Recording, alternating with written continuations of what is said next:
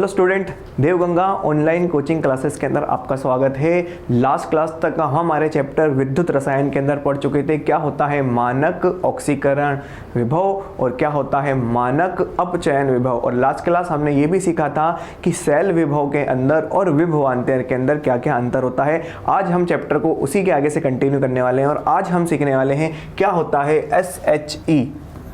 आज हम सीखने वाले हैं क्या होता है SHE, जिसको कहते हैं हम मानक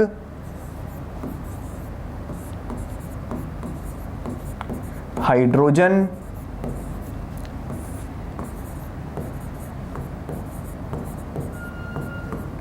इलेक्ट्रोड।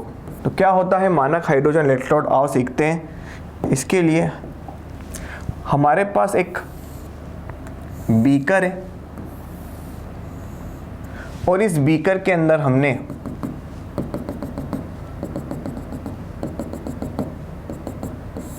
वन मोलर HCl का विलयन भर रखा है और इस 1 मोलर HCl के विलयन के अंदर हमने एक कांच की नली की सहायता से एक वायर की मदद द्वारा प्लेटिनम इलेक्ट्रोड को डिप कर रखा है। तो ये तो क्या हो गया हमारा प्लेटिनम इलेक्ट्रोड। और इसी के अंदर हम यहाँ से हाइड्रोजन गैस सप्लाई कर रहे हैं कुछ 1 बार प्रेशर से। तो ये जो हमारा सेटअप है, जिस सेटअप के अंदर हमने एक बीकर लिया है और इस बीकर के अंदर 1 मोलर का HCl विलयन भर रखा है और इस 1 मोलर के HCl विलयन के अंदर एक कांच की नली की सहायता से एक वायर की मदद से प्लेटिनम इलेक्ट्रोड को लगा रखा है और यहाँ पर हम इसके अंदर हाइड्रोजन गैस को सप्लाई कर रहे हैं 1 बार प्रेशर से। तो ये जो हमारे पास सेटअप बना है, यानी ये जो हमारे पास अर्ध सेल बना है, इसी अर्ध सेल को हम क्या कहते हैं मानक hydrogen electrode, standard hydrogen electrode SHE कहते हैं। क्या कहा जाता है इसको? SHE, स्टैंडर्ड हाइड्रोजन इलेक्ट्रोड, या हिंदी के अंदर इसी को क्या कहा जाता है मानक हाइड्रोजन इलेक्ट्रोड। ये मानक हाइड्रोजन इलेक्ट्रोड एनोड की तरह भी कार्य कर सकता है और कैथोड की तरह भी कार्य कर सकता है। यानी इसके अंदर ये विशेषता होती है कि ये समय समय पर एनोड का काम भी कर सकता है और ये समय समय पर कैथोड का काम भी कर सकता है। अर्थात अगर आप इस मानक हाइड्रोजन इलेक्ट्रोड को, जो कि एक अर्ध सेल है, इस अर्ध सेल को आप किसी दूसरे अर्ध सेल के साथ मिलाकर के संपूर्ण विद्युत रासायनिक सेल अगर बनाते हो, तो संपूर्ण विद्युत रासायनिक सेल के अंदर कंडीशन के हिसाब से SHE यानी मानक हाइड्रोजन इलेक्ट्रोड एनोड का कार्य भी कर सकता है और कैथोड का कार्य भी कर सकता है। अगर SHE एनोड का कार्य करता है, अगर ये एनोड का कार्य करता है, तो क्योंकि एनोड पर क्या होता है ऑक्सीकरण, तो ऑक्सीकरण के अंदर H2 गैस इलेक्ट्रॉनों को त्याग कर 2H+ आयन में परिवर्तित होती है। ठीक। और अगर ये SHE यानी हमारा मानक हाइड्रोजन इलेक्ट्रोड कैथोड की तरह कार्य करता है, तो कैथोड पर होता है अपचयन और कैथोड पर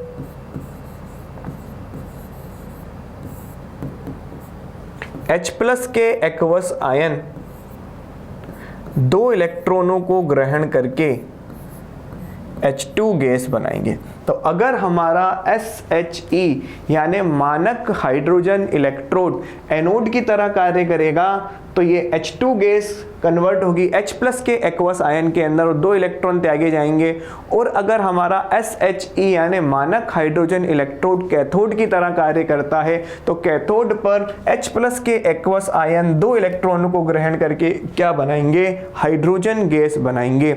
याद रखना, मानक हाइड्रोजन इलेक्ट्रोड यानी SHE दोनों की तरह कार्य कर सकता है, एनोड की तरह भी कार्य कर सकता है और कैथोड की तरह भी कार्य कर सकता है।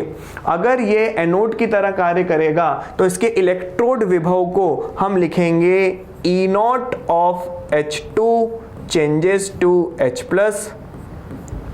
और अगर ये कैथोड की तरह काम करेगा तो कैथोड पर इसके इलेक्ट्रोड विभव को हम लिखेंगे E naught of H plus changes to H2। यानी अगर ये एनोड की तरह काम कर रहा है तो एनोड के ऊपर इस अर्ध सेल का जो भी इलेक्ट्रोड विभव होगा उसको इस तरीके से दर्शाया जाएगा, और अगर ये कैथोड की तरह कार्य कर रहा है तो कैथोड पर जो भी इस अर्ध सेल का इलेक्ट्रोड विभव होगा उसको इस तरीके से बनाया जाएगा। अंतर्राष्ट्रीय सहमति से हमने इसके ऑक्सीकरण, मानक ऑक्सीकरण विभव को और मानक अपचयन विभव को शून्य मान लिया है। याद रखना ये शून्य होता नहीं है, लेकिन अंतर्राष्ट्रीय सहमति से, सबकी सहमति से हमने SHE के मानक ऑक्सीकरण विभव को और मानक अपचयन विभव को क्या मान लिया है? शून्य मान लिया है, शून्य मान लिया। तो ये है हमारे पास हमारा SHE यानी मानक हाइड्रोजन इलेक्ट्रोड। क्या होता है मानक हाइड्रोजन इलेक्ट्रोड? मानक हाइड्रोजन इलेक्ट्रोड होता है एक बीकर के अंदर हम 1 मोलर का HCl विलयन भरते हैं। उस विलयन के अंदर हम कांच की नली द्वारा एक प्लेटिनम इलेक्ट्रोड लगाते हैं और H2 गैस को 1 बार दाब से इसके अंदर प्रवाहित कराते हैं। तो ये जो भी अर्ध सेल हमने बनाया है इसी को हम मानक हाइड्रोजन इलेक्ट्रोड बोलते हैं। ये एनोड की तरह भी कार्य करेगा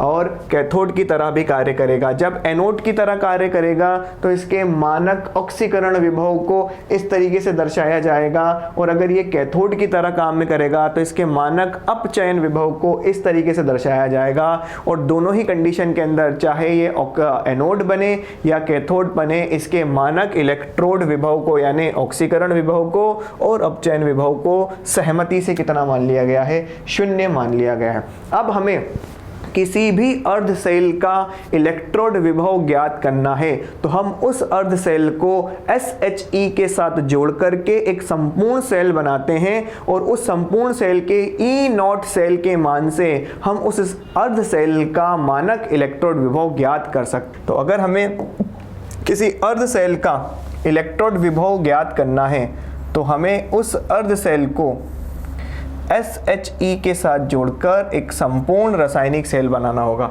मान लीजिए हमें जिंक के अर्ध सेल का इलेक्ट्रोड विभव ज्ञात करना है, तो हम जिंक के अर्ध सेल को SHE के साथ जोड़ करके एक संपूर्ण रासायनिक सेल बनाएंगे।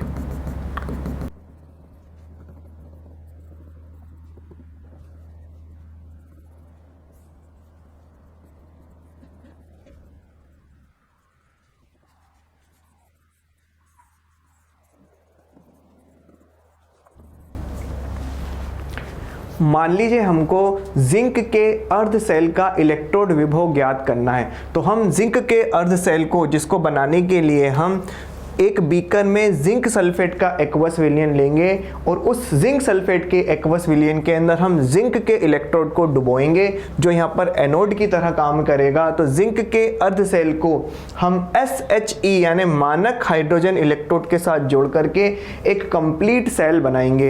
इस सेल के अंदर जिंक का अर्ध सेल एनोड की तरह कार्य करेगा और SHE हमारा कैथोड की तरह कार्य करेगा।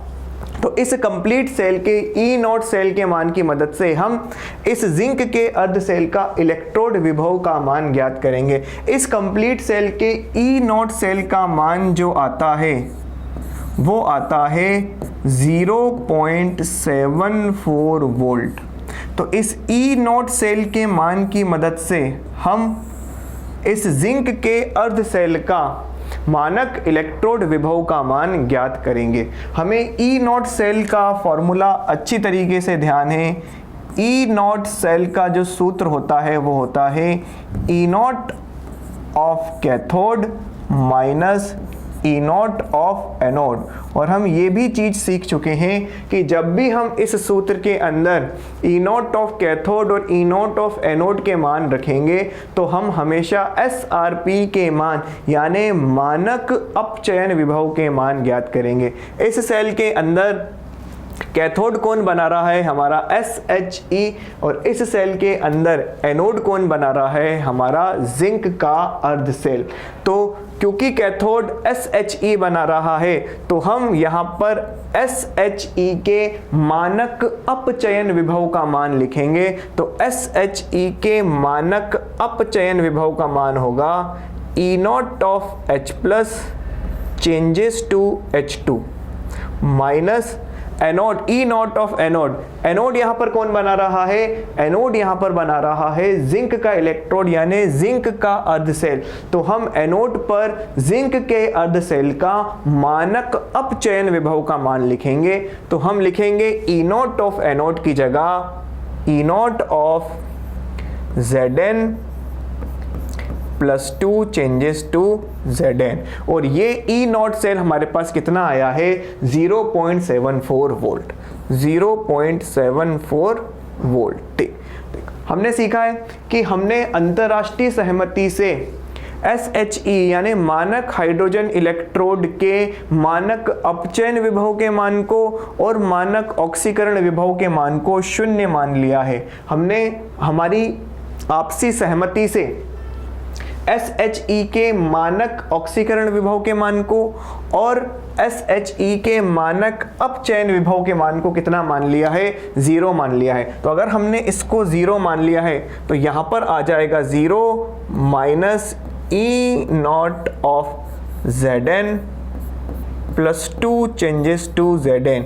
ये किसके इक्वल आएगा, ये इक्वल आएगा 0.74। जब हम इसको सॉल्व करेंगे तो हमारे पास E0 of Zn plus 2 changes to Zn की वैल्यू आएगी माइनस 0.74 वोल्ट, यानी जिंक के मानक अपचयन विभव का मान कितना आया है माइनस 0.74 वोल्ट। एक बार हमें किसी अर्ध सेल के मानक अपचयन विभव का मान पता चल जाए तो हम बड़ी ही आसानी से उसी अर्ध सेल के मानक ऑक्सीकरण विभव का मान ज्ञात कर सकते हैं, क्योंकि किसी भी सेल के E0 ऑफ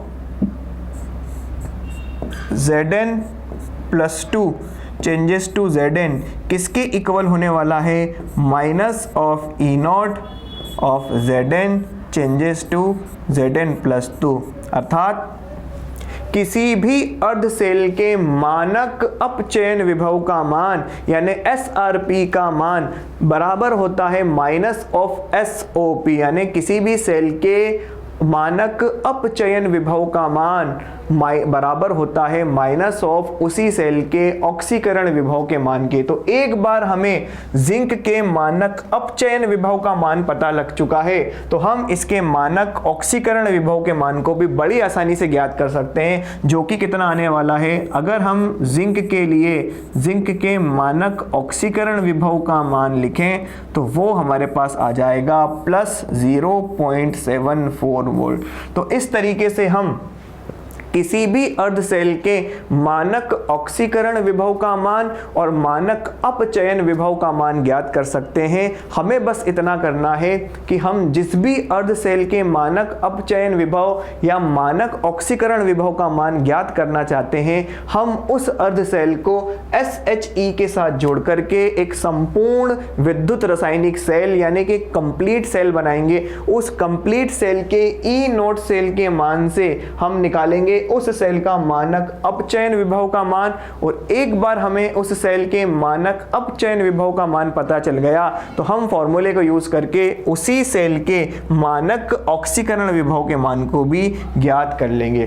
तो इसी प्रकार से हमने सभी धातुओं के या सभी तत्वों के मानक अपचयन विभव के मान और मानक ऑक्सीकरण विभव के मान ज्ञात कर लिए। उन तत्वों के अर्ध सेल बनाए और उन अर्ध सेलों को SHE के साथ जोड़ करके एक कंप्लीट सेल बनाया, और उस कंप्लीट सेल को बनाने के बाद हमने एक लिस्ट बनाई कि किसके SRP के मान ज़्यादा हैं और किसके SOP के मान ज़्यादा हैं, और उस पूरी लिस्ट को, उस पूरी सारणी को ही हम विद्युत रासायनिक सारणी बोलते हैं, जो कि हमारा नेक्स्ट टॉपिक है। तो देखो, यदि हम तत्वों को उनके बढ़ते हुए या घटते हुए SRP या SOP के मानों के आधार पर व्यवस्थित करें।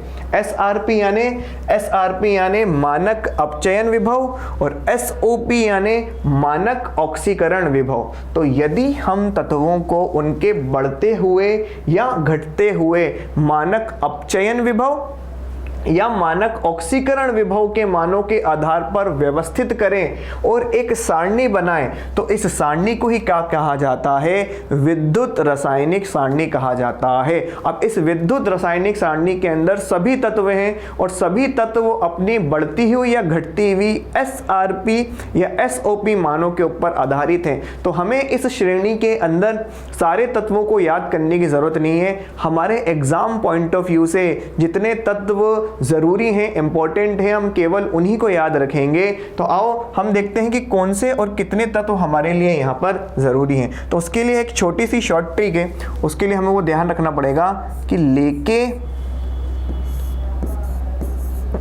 काना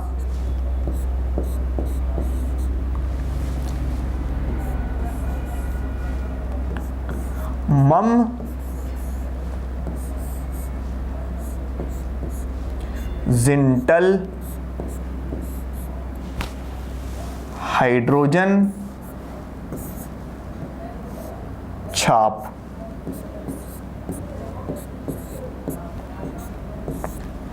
ये हमारे पास एक शॉर्ट ट्रिक है। इस शॉर्ट ट्रिक से एग्जाम पॉइंट ऑफ व्यू से इंपॉर्टेंट जितने भी तत्व हैं जिनके बारे में हमें पता होना चाहिए कि इनके SRP और SOP के मान किस आधार पर ज़रूरी हैं, वो सब कवर हो जाएंगे।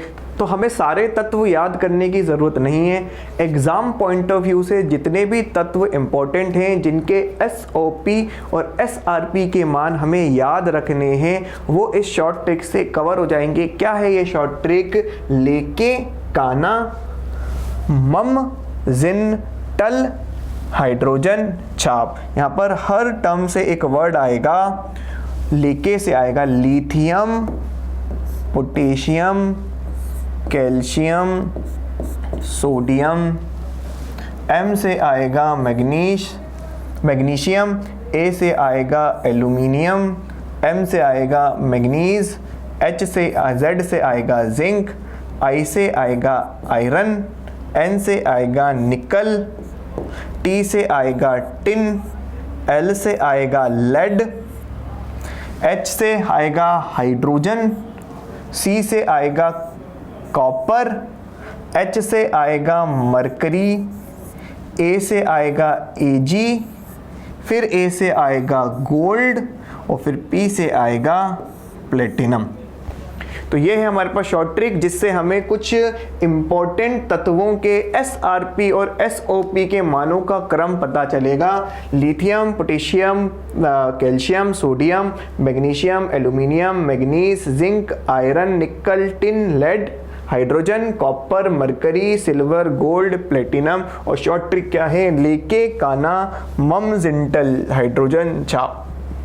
इस श्रेणी के अंदर अगर हम ऊपर से नीचे आते हैं यानी हम लिथियम से प्लेटिनम तक जाते हैं तो SOP का मान तो कम होता है और या हम कह सकते हैं SRP का मान बढ़ता है। मतलब अगर हम लिथियम से प्लेटिनम तक जाते हैं तो मानक ऑक्सीकरण विभव का मान तो कम हो जाएगा और मानक अपचयन विभव का मान क्या हो जाएगा? ज़्यादा हो जाएगा। तो अगर हम इस लिस्ट के अंदर चेक करें कि किसके मानक ऑक्सीकरण विभव का मान सबसे अधिक है तो वो लिथियम का होगा। और अगर हम चेक करें कि किसके मानक अपचयन विभव का मान सबसे अधिक है तो वो प्लेटिनम का होगा। ध्यान रखना, यहाँ से नीचे आने पर मतलब लिथियम से प्लेटिनम तक आने पर SOP यानी मानक ऑक्सीकरण विभव का मान तो कम होता जाता है और SRP यानी मानक अपचयन विभव का मान बढ़ता जाता है। विद्युत रासायनिक श्रेणी हमें इस बारे में जानकारी देती है कि किस तत्व का ऑक्सीकरण जल्दी होगा और किस तत्व का अपचयन जल्दी होगा। हम विद्युत रासायनिक श्रेणी देख करके बड़ी आसानी से इस बात का अंदाजा लगा सकते हैं, इस बात की जानकारी ले सकते हैं कि किस तत्व का ऑक्सीकरण कराना है और किस तत्व का अपचयन कराना है। उदाहरण के लिए मान लीजिए कॉपर और जिंक के बीच में इस बात का कंपटीशन है, यानी इस बात की लड़ाई है। और कंपटीशन किस बात का है? कंपटीशन है अपचयन का। किसका कंपटीशन है? अपचयन का कंपटीशन है।